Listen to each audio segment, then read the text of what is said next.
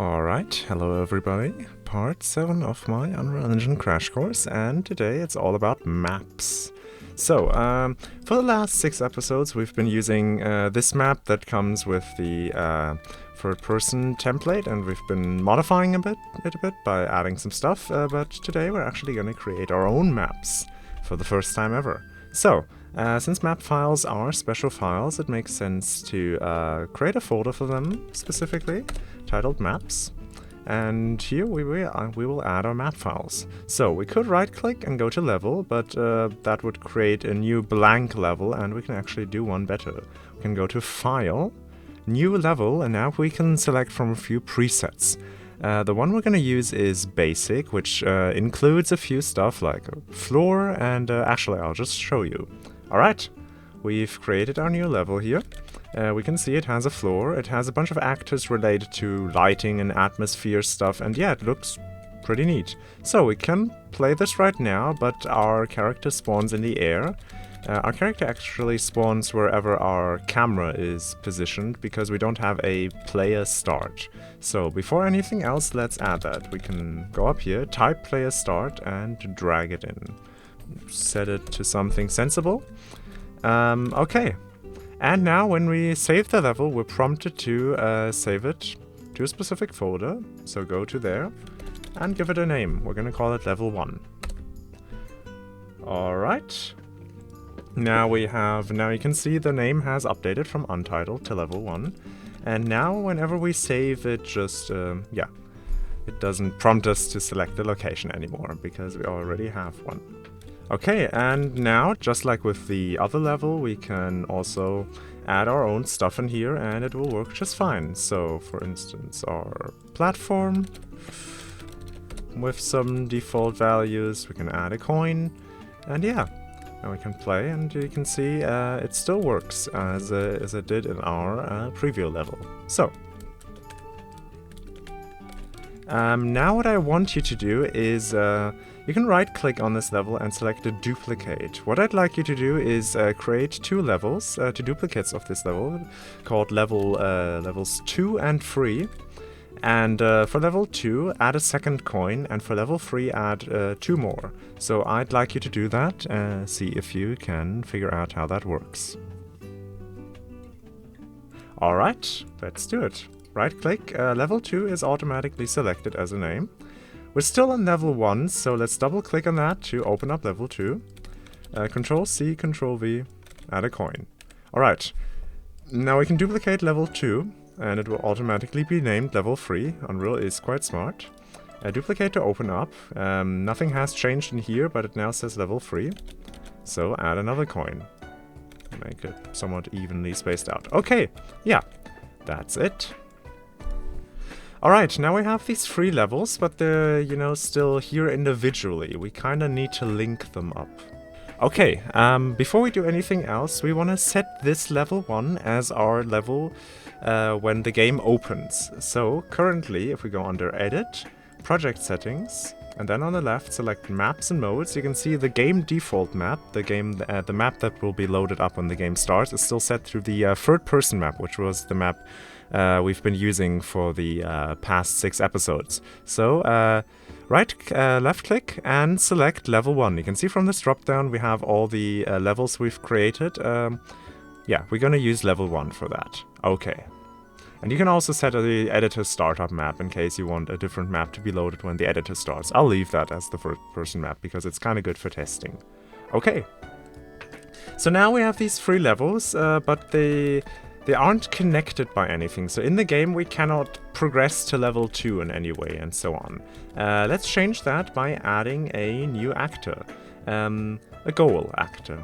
It will be kind of similar to the coin, we'll have a static mesh that will represent the goal, and we're going to have a collision that will basically check if it's been overlapped with, and if so, we will transfer the player to a new level. So, let's do that. So, create a new blueprint class, can be an actor, call it goal, save it, and let's open it up. Okay. And so in here, can It's right here. We can create a static mesh. Let's set it to this cube because I kind of like how it looks. Okay. We're gonna give it another box collision. Right click and click in the center, left click, sorry, and scale it up something like 2.5 maybe. Okay.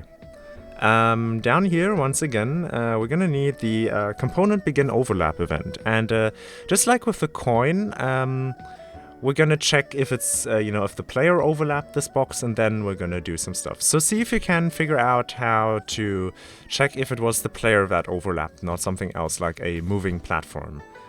You can just look at the coin blueprint for that. So pause the video and try that out for yourself. Alright, add it. And from other actor, drag this out and say cast to third person character. There we go. And now we can check whether the player actually overlapped with the end of the level. Okay. Next up, if it was the player, we kind of want to move the player to a new map. So we can do this by typing open level. And you will see there are two ways we can open a new level. One is by name and the other is by something called an object reference. So, name is, pretty much what it suggests. We can type in the name of a level, for instance, level 1, 2, and so on. I don't really like using that because it's very error prone. For instance, you could forget some capitalization, which is important. You could misspell something, or you could just put anything you want in here. And there's no guarantee that whatever you put in here will actually be, a valid level name for any level you've created anywhere. And this gets really difficult to keep track of because even if you have a proper level name, if we were to, rename it in the future, then this code would break. So this is not really recommended. Might have some uses, but we're gonna go with the object reference because it has, the benefit. It has several benefits. One of them being that we can only select from valid levels. And we could select a level here and that would work, but what I actually like to do is right-click, promote to variable, and we're gonna create a variable for that and make it instance editable. So, each instance of the goalpost can have its own custom, level to travel to. Because we kind of want to be able to set this. So, if we move it in here, let's say we have multiple level exits. For instance, one wouldn't lead to the next level. You can now see we have this drop down just like we had in the project settings here. It's the same kind of drop down, and this is why references are very handy, because Unreal does some magic behind the scenes so that we can basically select from all of our levels in the project that we've created. And another benefit is that even if we were to later on change the name of level 1 to something else, this would still be valid, so the reference only gets invalid if there's no object to point to. Allow me to explain. So here I've visualized this concept of a level reference, and you can see a level reference is really just something that, points to an actual level, as shown by this arrow. So, for instance, if we have a level with a name, level 1, and we change the name to something else, the reference is still valid. If we were to, use the by name function, then this would invalidate our level transition, but that way it stays valid. And a level reference only gets invalid, if the level is deleted, then it doesn't have anything to point to. And those kinds of references can be dangerous, so we gotta make sure that our references are valid. One more thing, that we need to check is, is it a valid reference?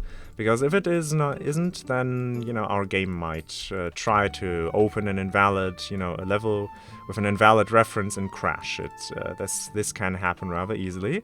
I don't know if this function checks whether this reference is valid, but in case it doesn't, we do it here. So, drag out from this, create a branch, and make sure only if this reference is valid does it actually attempt to open the level by the reference. So, we can also set a default value. So for instance, we can say the default value should be to open level 1 in case we forget to, change the level. So it still opens something valid. Or maybe set it to the third person map. I don't know, that's up to you really. So, now we can set the level it will send us to individually. In case we have like a secret level or so, this system would be there to support it. So, for now, we're just gonna add one goal to each level. For level 1, we're gonna set it to point to level 2, so we progress to level 2. For level 2, we're gonna add another goal, set it to level 3 this time, save. And for level 3, we're gonna do the same. Actually, hold on. For level 3, we don't have a level 4. We could set it to loop back to level 1, so we have like an infinite loop. Or we could set it to the third-person map. I'm just gonna set it to the third-person map, so every map in our game is accessible. Okay. Let's open level 1 again and play it and see if we can progress through the levels. So, level 1 is marked by 1 coin. Boop. Here we go. Level 2, 2 coins. And level 3, 3 coins. And now we go back to our example map. And from here we cannot progress any further. You could add a goal in here so that we transition to level 1 again, but that's up to you once again. Okay, and yeah, when we exit the play and editor session, then it returns us to the level where we started from. Okay. And that's really it. Yeah, a bit on the shorter end this one, but that is alright. We now have 3 levels set up that we can decorate in the next episode. So yeah, next episode will be about making the levels look a bit prettier. So I hope you're looking forward to that, and until then, see ya, and Creator out.